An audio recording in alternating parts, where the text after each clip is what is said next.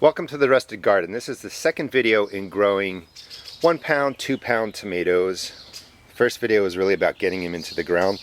Today we're going to talk about staking them, pruning them, and also putting wood chip mulch down to keep disease from splashing up on them, and also to really conserve moisture in the ground. And we are at the point that we're going to also need staking, and you can see that this tomato has fallen over. This is a mortgage lifter. So I'm going to cover all those pieces, and I think we'll just start with another video I just shot last week. This plant had mottled yellow leaves. They're recovering nicely. I just want to connect the video to this point of this video so you can check that out. One mistake that I made accidentally was the bagged humus and manure that I was using here was not fully composted, and when I mixed it all into the soil and then put the plant root system into there, that product continued to break down and really challenged my tomato plants for the nitrogen and caused a problem. And that video just shows you how I corrected it. Alright, let me get to pruning these guys down, getting the mulch down, and getting to staking. Now when the tomatoes get over 18 inches, they're going to start falling over. They're actually vines, and you can see when a plant falls over, it starts to curl because it wants to point up towards the sun, towards the sky. So you do need to get them staked. I actually stake my tomatoes sometimes twice, and especially since I'm growing these to really hopefully get to, a 2 pound tomato, I'm going to use 2 stakes. Now if you don't want to use 2 stakes, this is a 6-foot bamboo pole. This in itself will not hold this tomato when it's fully mature, but it's going to be perfectly fine as it's getting up to the 3-foot, 4-foot, and then I bring in a stronger pole. But I like to use 2 poles. The smaller one just to work while that tomato grows, and you want to go about a hand's space away from the root. You don't want to shove in a stake and shear off the roots really close to the stem. Out here is perfectly fine. There's plenty of roots from this tomato, so you're not hurting anything. And just put the stake in, and you want to go down a good 6 feet, and that'll be a great support for the tomato. Use any natural fiber string. You can even use pieces of cotton towel. And when you loop it, you're going to loop it to the pole. Just leave a nice gap so that you don't strangle your vine, your tomato, like that. Because if you don't give it enough space as it grows, the vine is going to get strangled like that. You don't want that to happen. Start at the bottom and just pull it. Now that string is too short. Don't try and make do with a piece of twine. It is too small. Recut it. We're going to pull this in, and you can see all that space. That's perfectly fine. You can make it tighter if you want, but again, I'm just guiding this up this pole. And because, now we'll use the other one. And if you want it to stay on the pole, wrap it twice, or wrap it around once, and that'll secure it to the pole. Because this has been laying on its side, it's not quite straight. That's okay. Gently tie it off.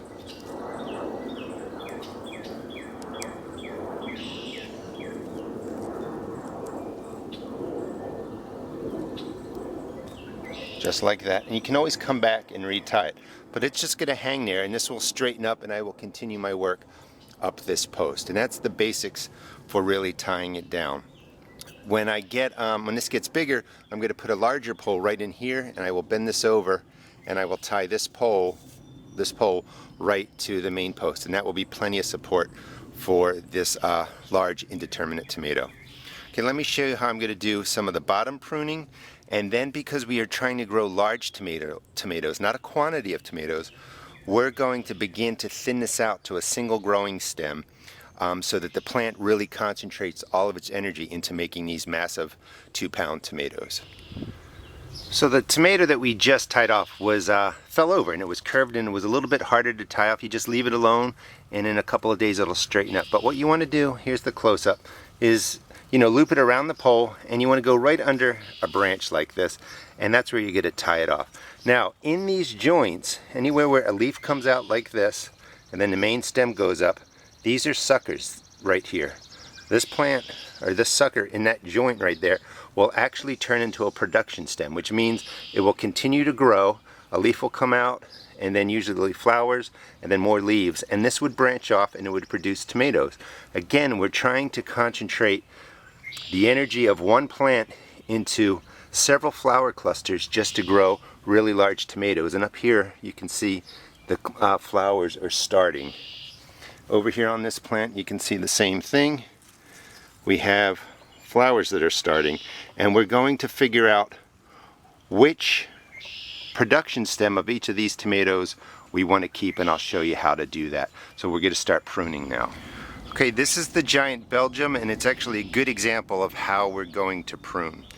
Now, the pruning I'm doing now is for growing 1 to 2 to 3 pound large tomatoes. You could do this for other plants, but it really varies greatly. For instance, these are indeterminate tomatoes. These are the ones I tend to prune. If you're growing determinate varieties, I tend to leave those alone because they have a short season compared to the indeterminates. They just mature, set flower, set fruit, and then they die off. Indeterminates will keep growing and growing and growing, and you're pruning to control that growth. So we're going to decrease the amount of tomatoes this plant gets and try and increase the size of the ones we keep.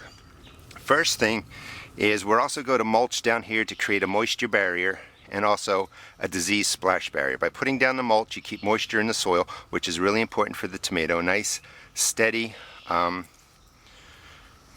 moisture over the growing season is what works best for tomatoes. It keeps the fruit from cracking. But we also want to make a gap, and we don't want to take off all the leaves now because this plant's not very big yet. But we're going to take off some from the bottom, and we're just going to cut off. You could use a sharp knife. The leaves down here at the bottom. You don't want to overdo it because we want this plant to grow. We also want it to send energy to the tomatoes right here when they start forming. And if you remove, or actually we'll probably have the main tomatoes growing right here. You want the leaves to send energy to the plant. If you remove too many leaves, the size of the fruit's going to suffer. Now you can also see damage on these leaves, holes in there. You know, it was treated to hopefully kill off some of these. But also, pests come and they go after the weak leaves. So while you might have a couple leaves on the bottom looking like this, it's not really a problem. You don't need to worry about the rest of the plant. These leaves are stronger. They can fend off pests, they can fend off diseases, and it's really not a problem. Again, here's the mottled yellow. That was a problem again from the manure and humus that I put down that wasn't fully composted. So we're going to take off about this much from the bottom. That will also provide some airflow, and as this plant grows up, we'll probably remove these branches too, and we're going to watch this cluster of tomatoes and the one up here really develop into the big fruit. Now, here is your main stem, comes up from the ground, a leaf comes out, and then right in the joint of the stem and the leaf right here, let me just make sure I'm on camera good, is a sucker, and you can just break that off. Now, this is a perfect clone of this tomato. If you drop this into water, which is what I'm going to do for another video, it will actually root and you can plant it in other places. So you're going to follow one stem, the main stem up, because we're trying to grow large size fruit. So you got a leaf, we had a sucker, we removed it, come up to another leaf, and this tomato is branching into 2 production stems. Now, if I was just growing for quantity of fruit, I would probably leave this one and keep this one and maybe just grow 2 stems up here. But we are growing for size, so I'm going to cut this off. Now this is a little big for a sucker. You can try it when you're creating rooted suckers and tomato clones. You want to use something smaller, somewhere between these two in size. And that's all we're going to do for this. We're going to let it keep growing, you know, and tie it off as it grows up this post, and then we'll bring in something stronger. But this is the basic setup. So you've cleared out some leaves down here, so if there's any spores or diseases down here, it's harder for them to splash up onto the leaves, and then the disease works its way up the plant, and then we're going to put mulch over that too. But this is pretty much how it should look at this point, and we're just going to let it go. And you can see right in here, small suckers forming. Again, right in the leaf and stem joint. So this one's done. We'll let this go for a week or so and we'll come back and take care of it. Okay, let's get to the other plants. And here's what this delicious variety looks like before it's pruned. The one over here was the Aussie, and I've thinned this one out nicely. This is probably the best example. Took some bottom leaves, put that space in there, and then just pruned it out, leaving the flower cluster that I'm going to use up here. And there's two production stems. There's one here and one here. When they're that close, just let them grow. If you're not sure what to take off the top, don't risk taking off the growing tip. Just let it grow for a while and you can get back to it later. But I'm going to thin this one up just so that you can see a quick before and after of one plant. Just don't overdo it. When in doubt, leave the leaves on there and then, take them 5-7 days later. So this one's been pruned, and you can see I took 3 branches from the bottom. Around the side is another branch, and that's pretty low to the ground. That will be the next one to come off. But I wanted some green to stay on this plant so that it grows stronger. Now when you look down here, you can see the tip is a little bit beat up. You can take half of it. So it still creates a little bit of a gap. But that will be the next one. And here comes my mom, who doesn't know I'm shooting video. But we're going to let her talk. And you come right up the plant again, and you see that it's splitting into 2 production stems.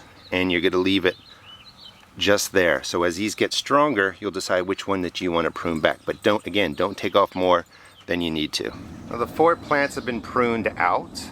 So the next thing that's going to happen is I'm going to put mulch down now to create that splash barrier and that moisture barrier. Oh, look at that ladybug. Good one. If I didn't have that issue with my bagged manure and humus causing problems for my plant, I would put 1 tablespoon of organic fertilizer, like 1 tablespoon, just spread out across this entire space, lightly spread across, and then I would put the wood chips down. But because I had that problem, I'm going to put the wood chips down first and then the fertilizer on top, and as it rains and that dissolves, it'll wash into the soil and it'll eventually get to the plant root. I didn't want to add any more material on here that might be breaking down with the soil biology and could possibly, very slim chance, but could possibly damage my plant. So we'll get to the fertilizing and to the mulching. So here's the finished space. The mulch is down, the tomatoes have been pruned out. They're ready to develop, and I'm feeling like maybe a 3-pounder is going to come off of one of these plants, but they're ready to grow for large tomatoes. And I wanted to just show you in this space, I would have put the tablespoon of organic fertilizer, again staying around a 5 or less, right into this whole space underneath the mulch. But this is a tablespoon in my hand. Just sprinkle it around just like that. You don't need to overdo it. The other thing we're going to do is, you don't want it sitting on your leaves, is we're going to water this in with fish emulsion, a 5-1-1 fertilizer, and just help it get some more nitrogen and get some leaf growth. Now a lot of people say don't overdo the nitrogen. Well, a 5-1-1 isn't excess. If you have to use a chemical soluble fertilizer, fish emulsion is a water-soluble fertilizer, and again that means your plant can use it right away.